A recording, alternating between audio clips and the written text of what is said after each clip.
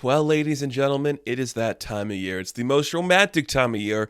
And when it comes to romantic tales, this is when we do our big grand special. It's the Valentine's Day edition of Romantic Tales.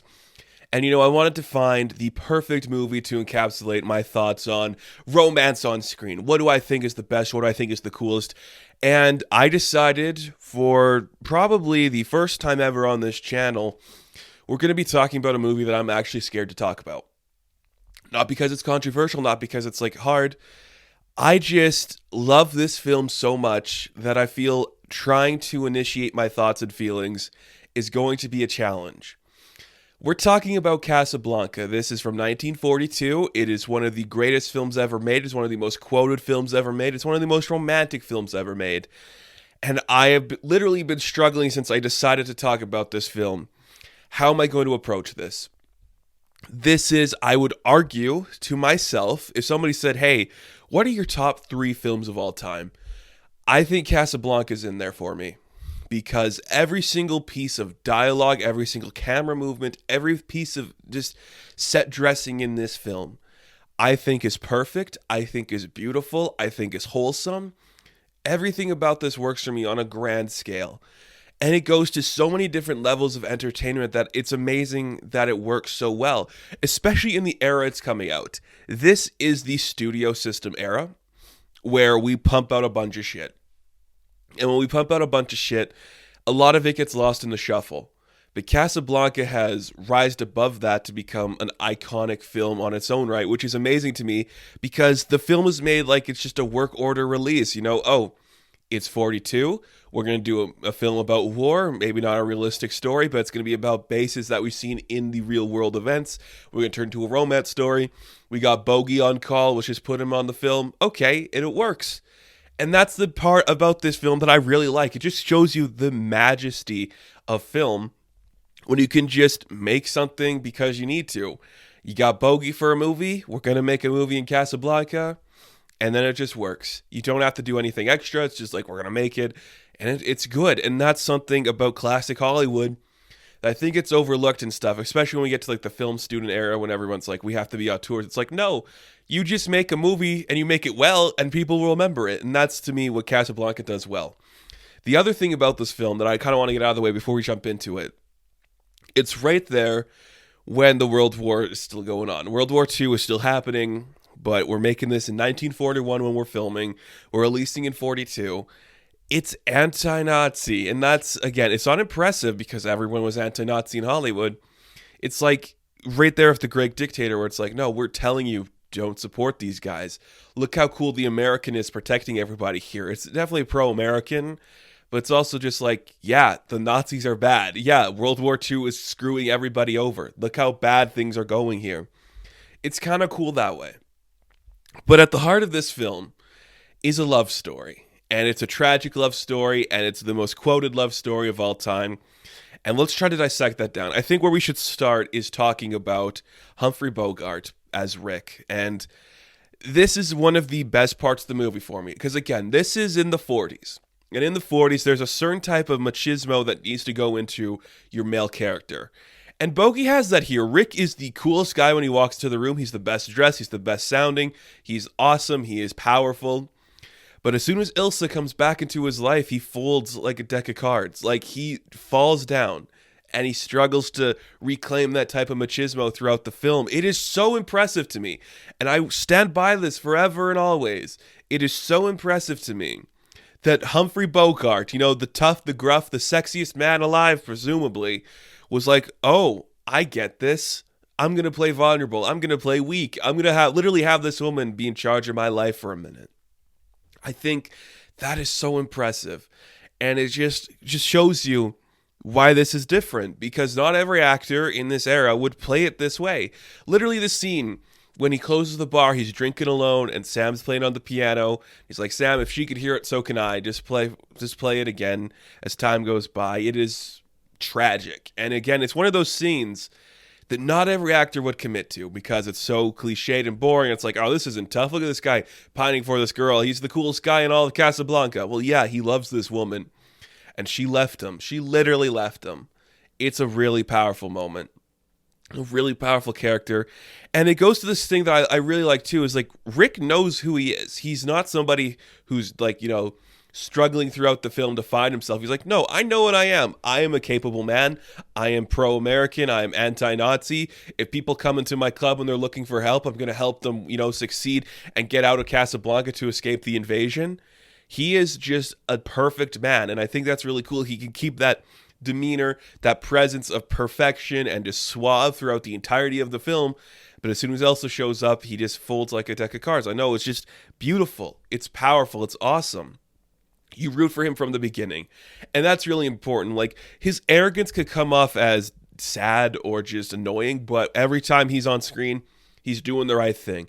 Whether it's, some soldiers playing the wrong German tune, he's like, no, we're going to play our right tune here, crank it up, look at everyone having a good time. Whether it's a couple desperately trying to get their passports to leave the country, he's going to help them get enough money to do so. It's powerful, and it's so cool to see that.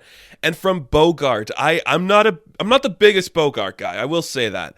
I like him in almost everything he does just because his presence is demanding, it's powerful. You don't see anything like it. It's really cool. But to me, the star of this movie, of course, is Ilsa. Just because Ingrid Bergman she's so good. She is so fun. And I wish she got more respect for the work she does in movies, because she is such a presence and a beauty. And she's just so comfortable in every situation. She definitely likes Rick. She loves him. She wants to take care of him. But she has to be with Victor in order for the world to go on, for the march to continue. It's cool. It's so powerful. And I just love every scene she's on screen with Bogey, just because there's such a pining there. And you feel like they both are desperate to love each other, but know the tragedy in their love can never be. My favorite scene in the movie is when she walks into Rick's with Victor. They sit down. Sam sees her, and she's like, can you just play it again, Sam, for old time's sake? And he plays as time goes by. And Rick sees her, and the music swells, and you just see that they notice each other. The first time they've seen each other since Paris, and my God, is it powerful. It is one of those scenes in film that every time I see it, I'm like, that's the kind of stuff you can't teach. That's the kind of stuff you just have to instinctively know. It's like everything has to be on the table in those moments where she is excited to see him, but knows there's heartbreak, where he is angry to see her and confused that she is here with another man. Those are the kind of things where it's like, it's all in your expressions, and Ingrid is just perfect at presenting those. I love that she is confident throughout the film, where she even goes to see Rick on her own. It's beautiful stuff. And okay, let's talk about the ending. We should talk about the ending before we kind of like jump around and do everything else. The ending is the best ending in film history. I will stand by this. There has never been a thing ever that has made me go, there's an ending better than this. This ending in Casablanca is the strongest ending to a film I ever seen. Rick saying we'll always have Paris, letting her go. It's so tragic, because Rick, for his entirety of his career, pretty much, has done stuff for himself. He built himself a bar. He created this identity around himself where he was not invulnerable to women, where he was perfect and prestigious. But now, this woman, where she is willing to come to him. She is willing to, like, I will stop everything I'm doing to be with you, Rick. He's like, you can't. Maybe not today, maybe not tomorrow, but someday, sooner or later, you're going to regret it. And she has to get on that plane.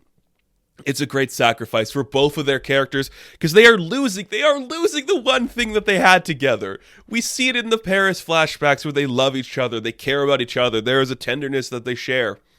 They're both sacrificing that for the greater good. Rick is playing his part in all of this. He's, like I said, Rick is anti-Nazi. He's not actively fighting in the war anymore, but he is just like, I'm going to do my part to make sure this works the right way. That is cool to see. It is such a powerful thing. When they just get on the plane and he walks away with Reinhold, it's brilliant. It is such a tragic ending. It's so fun.